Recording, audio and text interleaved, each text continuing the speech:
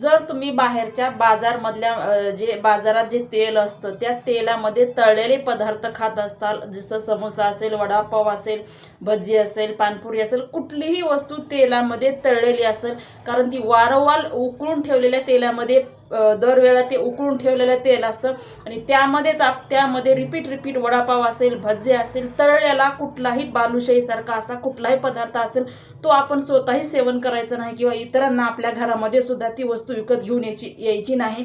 घरगुती ज्या महिला आहेत, आपण जेव्हा स्वयंपाकाला तेल वापरतो, तेल वापरल्यानंतर जो तळलेलं तेल असतं बाजूला ठेवलेलं असतं, पुन्हा आपण ते तेल वापरायचं नाही.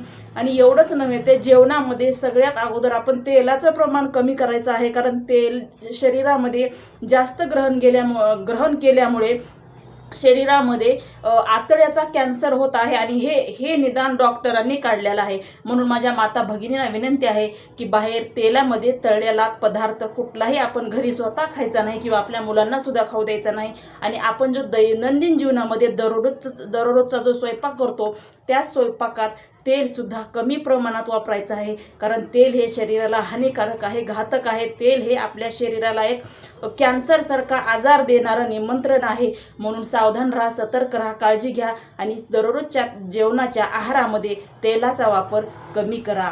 जय हिंद, जय महाराष्ट्र.